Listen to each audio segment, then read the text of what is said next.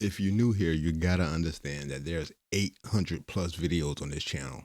You see the tools that are used. There's plus EV betting, and then there's trends and historical data and matchup data. You have to know that if I have over 800 videos on YouTube, that I've looked at every nook and cranny and every tool there is. And not only that, you might not know that, but if it ain't a plus EV bet, it's a negative EV bet. It doesn't even matter where you get your data from. It's either positive expected value or not.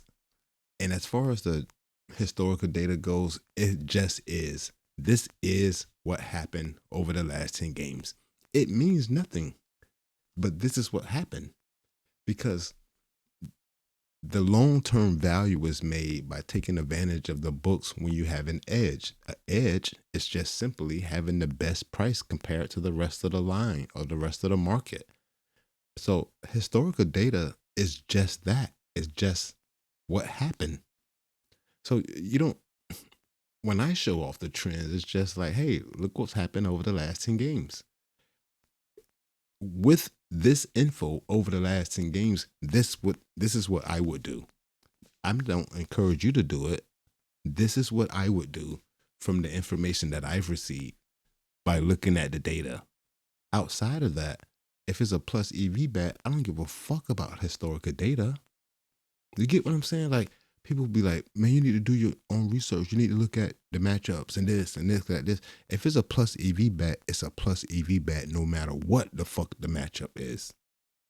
If it's the best price and it has an edge against the rest of the market, it doesn't matter who's guarding him, who's out, how many games he's played, what happened in the last 10 games. I know a lot of people don't understand that because it kind of defeats the purpose of you looking at any other data because it's literally positive expected value or not. There's no in between.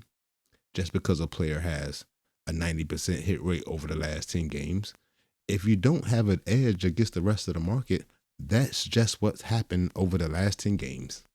It makes no difference. It's all about, it ain't even about the player or the prop.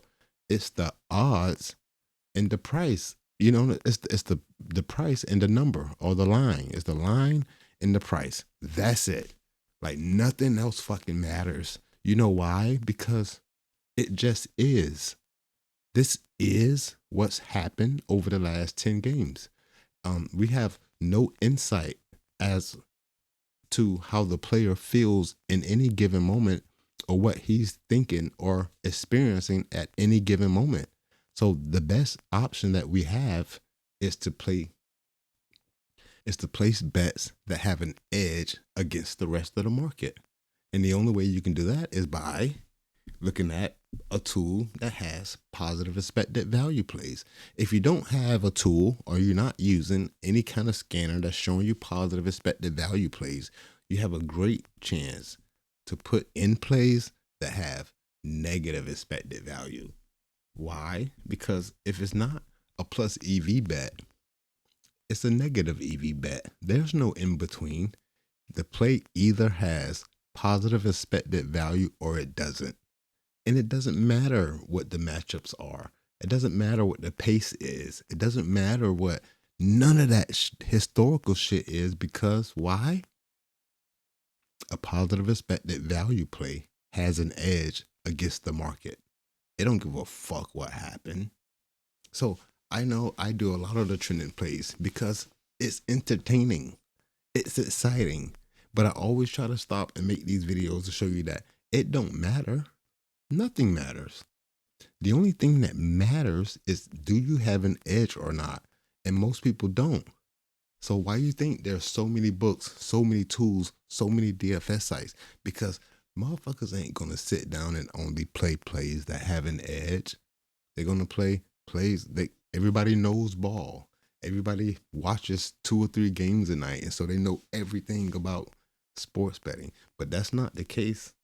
I just try and stop and make a video similar to this